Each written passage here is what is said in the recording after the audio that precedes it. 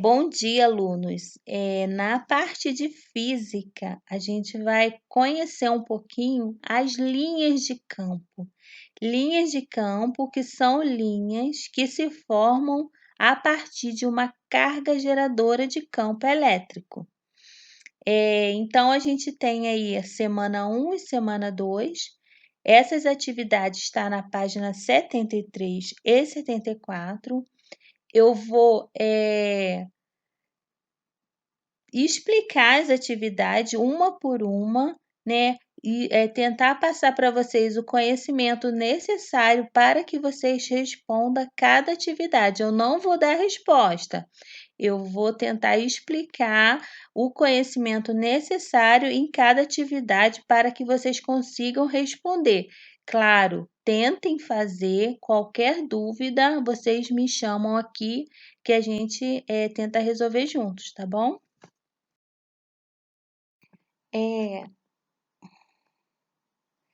Na questão 1, está pedindo para descrever quais os sinais das cargas na imagem ao lado. Aqui você tem uma carga geradora, que a gente vai chamar de A, e você tem outra carga geradora que a gente vai chamar de B. Toda vez que vocês veem esse Q grande, maiúsculo, é porque ali existe uma carga geradora. É essa carga que a gente está chamando de A e B que vai gerar essas linhas de força, né? Essa setinha aqui, essas linhas, a gente chama elas de linhas de força. Você repara que aqui você tem linhas de força divergente se afastando da carga, e aqui você tem linhas de força convergente se aproximando dessa carga. Aí eu separei aqui para você esse exemplo para poder explicar qual a sua resposta, se aqui é positiva ou negativa, ou se aqui é positivo ou negativo. Olhem para cá, eu vou explicar aqui para vocês poderem responder aqui. Aqui você tem uma carga geradora positiva e você tem linhas de força divergente, de afastamento. Quando você tem uma carga positiva, você tem linhas de força se afastando, tá? São divergentes à carga. Quando você tem uma carga geradora negativa, você tem linhas de força convergente.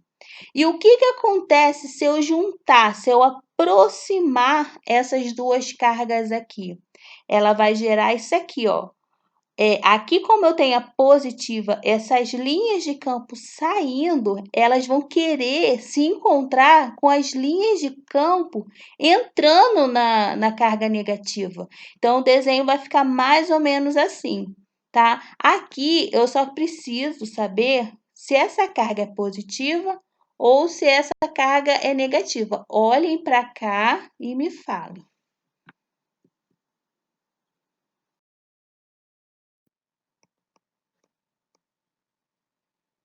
Então, aqui, na atividade 2, está pedindo para desenhar o vetor campo elétrico e o vetor força elétrica sobre uma carga de prova positiva nos pontos C e D. Eu tenho a carga de prova C e D aqui. O enunciado já me disse que elas são positivas, porém, ele não me disse qual é a natureza da minha carga geradora. Mas olhando para as linhas de força, a gente já consegue identificar que aqui eu tenho linhas de força de afastamento, logo aqui eu tenho uma carga geradora positiva. Em contrapartida, eu tenho aqui linhas se aproximando dessa carga, né, entrando dentro dessa carga, então aqui eu tenho uma carga negativa.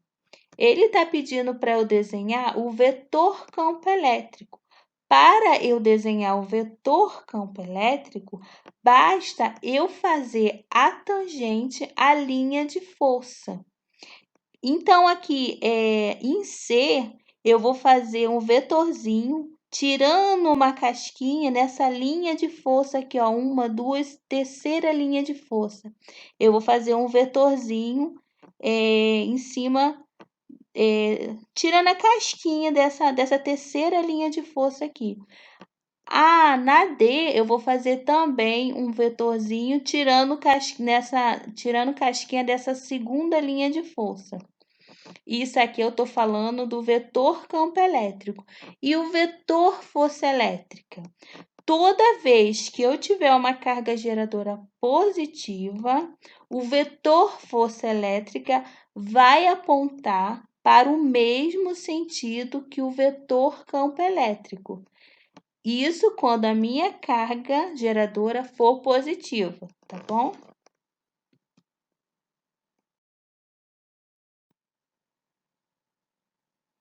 Na atividade 3, ele está dizendo que tem duas cargas elétricas de 35 e 3 coulombs.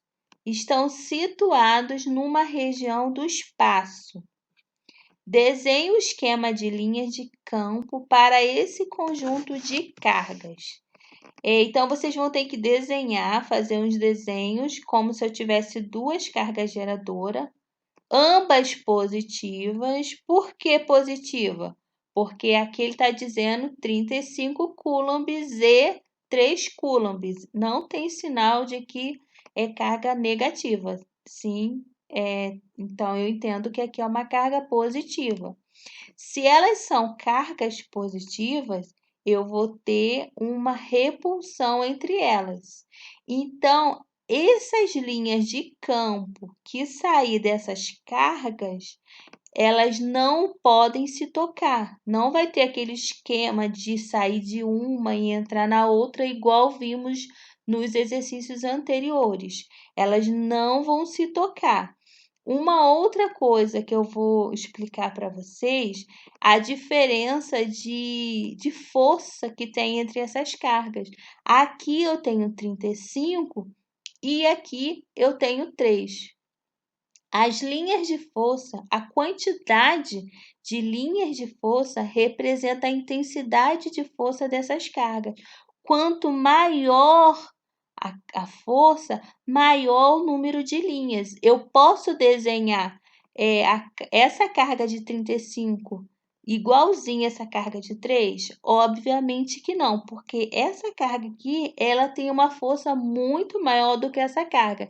Então, eu vou desenhar uma carga positiva, né? Já que as duas são positivas, as linhas de força saindo numa quantidade muito maior do que a que eu vou fazer do ladinho, que as cargas também saindo, né? Divergentes, né? De afastamento, porém elas não se tocam. Vocês tentem fazer. Me mandem foto que, se eu ver que está difícil, né, que vocês estão com dificuldade, aí eu explico um pouquinho melhor. Essa outra parte aqui, eu vou pedir para vocês ignorarem ela. Só fazer esse desenho mesmo. Por quê?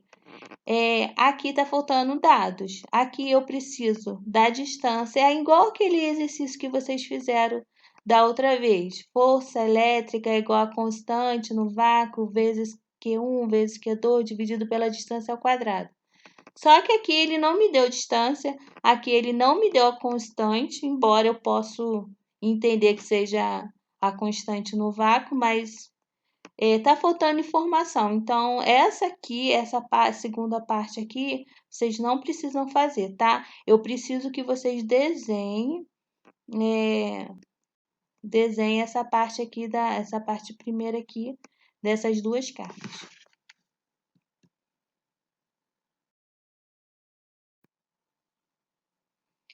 Aqui na atividade 4, em uma impressora jato de tinta, gotículas de tinta com carga elétrica Q atravessa um campo elétrico uniforme de intensidade igual a 8 vezes 10 à quinta, sendo depositado em uma folha de papel.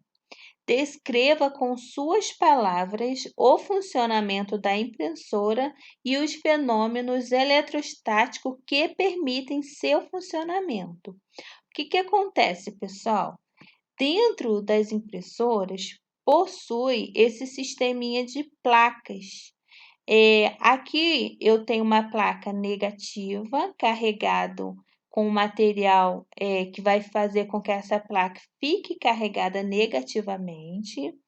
E eu tenho uma outra placa com material diferente que vai fazer com que ela seja carregada positivamente. Quando eu aproximo essas duas placas, eu crio essa força, essas linhas de campo, né?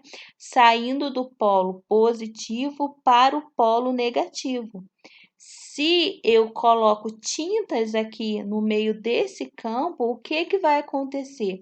As tintas também vão estar carregadas negativamente e positivamente.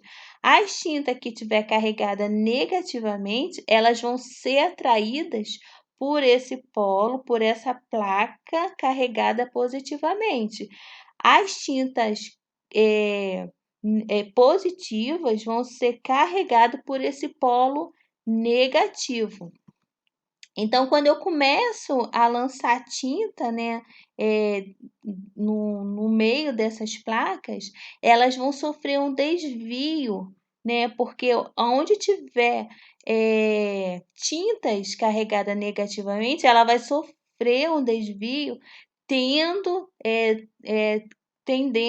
a ir para o polo ao contrário a carga dela. Então, aqui onde eu tenho a negativa, ela vai fazer esse desvio indo para o polo positivo, e aonde eu tiver a tinta de carga positiva, eu vou fazer esse desvio indo para o polo negativo.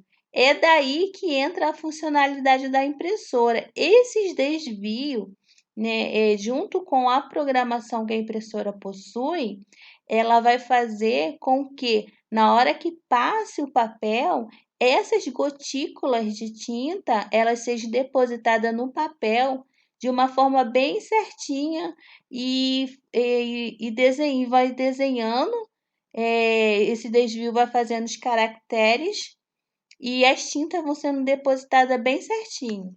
Resumidamente, o campo elétrico ele vai desviar as cargas de acordo com o sinal delas, e esse desvio permite que gotículas de tinta sejam espalhados pela força. Então, essa é a funcionalidade das impressoras jato de tinta.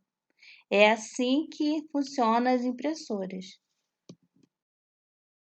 Na atividade 5, duas cargas pontiformes, Q1 igual a 6 coulomb e Q2 igual a menos 2 coulomb, estão separadas por uma distância D. Marque a alternativa que melhor represente as linhas de força entre as cargas. Explique sua resposta. Primeira coisa, eu consigo enxergar que a força de Q1 é maior do que a força de Q2.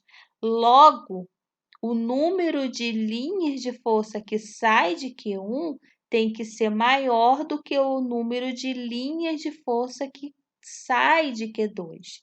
E uma outra coisa que eu observo que as cargas têm sinais opostos.